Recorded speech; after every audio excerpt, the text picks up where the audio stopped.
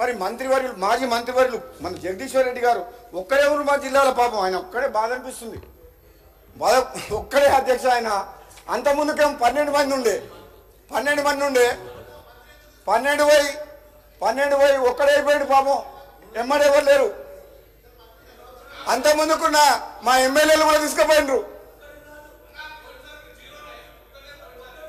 అయితే ఆయన మంత్రిగా ఉన్నప్పుడు మరి ప్రభుత్వం ఈ ఛత్తీస్గఢ్ విషయంలో అధ్యక్ష 1000 మెగావాట్ల పవర్ కొంటామని చెప్పి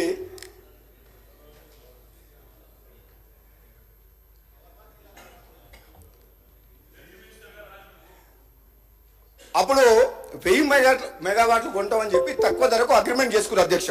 ఎంఓఈ చేసుకున్నారు. ఆ డేట్స్ ఇట్లా అన్ని డీటెయిల్స్ ఉన్నాయి. కానీ మీరు సమయం తక్కువ ఉంది కాబట్టి ఎక్కువ వద్దంటారు కాబట్టి నేను ఎక్కువ డీటెయిల్స్ పోదలేను అధ్యక్ష.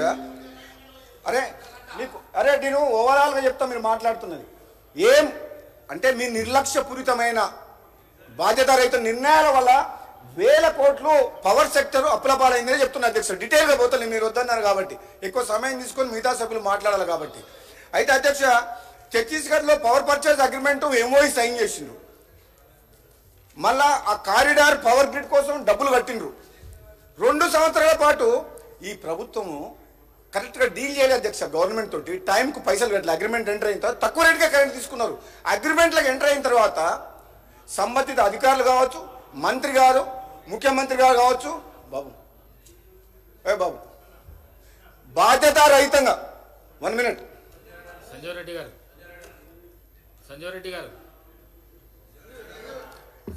గారు డిస్టర్బెన్స్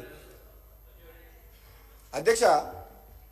ఛత్తీస్గఢ్ విషయంలో ఛత్తీస్గఢ్ గవర్నమెంట్ తోటి ఒక బాధ్యతాయుతంగా ఒకవేళ వీళ్ళు కరెక్ట్గా ఇట్లా ప్రవర్తించుంటే చేసుంటే అది తక్కువ రేట్ కరెంట్ అధ్యక్ష. వీళ్ళు ఎంఓఈ చేసుకొని కూడా కరెక్ట్గా డీల్ చేయకపోవడం వల్ల, సమయానికి పైసలు కట్టకపోవడం వల్ల నష్టపోయింది. డిస్ప్యూట్ వచ్చింది, ఆగిపోయింది. వాళ్ళు బయట ఎక్కువ రేటుకి అమ్ముకుంటున్నారు. నష్టపోయింది ఎవరు అధ్యక్ష? మనం తెలంగాణ రాష్ట్ర ప్రభుత్వం. అంటే మీరు ప్రభుత్వంలో ఉన్నది, అధికారంలో ఉన్నది, బాధ్యతగా పనిచేయమని చెప్పి తెలంగాణలో 2వ సారి కూడా అధికారం ఇచ్చి తప్పితే ఇంత నిర్లక్ష్యంగా పనిచేస్తారని ఎవరు ఊహించలేదు అధ్యక్ష. అప్పుడు మాకు మీరు స్పీకర్ స్థానంలో మీరు లేరు అధ్యక్ష. మేము అక్కడ ఉన్నాం 6గురము. ఇప్పుడు వాళ్ళు మాట్లాడుతున్నారు కానీ అంత మాట్లాడుతున్నారు ఇంత మాట్లాడుతున్నారు కానీ ఒక్క నిమిషం కూడా బయటికి మైకి ఎక్కిపోయేటోళ్ళు. ఒక్క నిమిషం మాట్లాడకపోతే ప్రాబ్లం చెప్పితే డిబేట్ కావద్దు, మైక్ కట్, లేదంటే ఇక్కడ నుంచి 100 మంది వేసేవాళ్ళు. కొన్నిసార్లు అయితే నన్ను కొడతందుకే వచ్చారు అధ్యక్ష. 100 మంది కౌరవులాగా మీదికి పంచపాండవుల 6గురం ఉంటే నన్ను కొడతానికి వచ్చారు మీదికి. ఎంత దుర్మార్గమైన పరిపాలన నేనెప్పుడు చూడలే.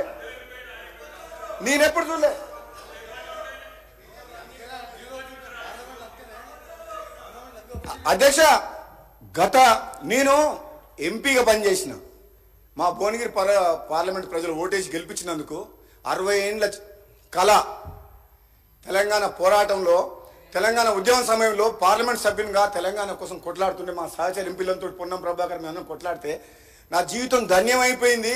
ఈ తెలంగాణ నా 5 ఏళ్ల కాలంలో తెలంగాణ రాష్ట్రం వచ్చిందని అనుకున్నా కానీ వచ్చిన తెలంగాణ ఈ దుర్మార్గుల చేతికి పోయి ఇంత నాశనం అవుతుందని చెప్పి అనుకోలేదు అధ్యక్ష.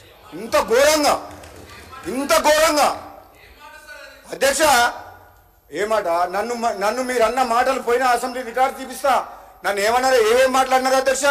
తెలంగాణ కోసం కొట్లాడిన మనిషిని, ఉద్యమకారుణ్ణి, పార్లమెంట్ సభ్యుడిని.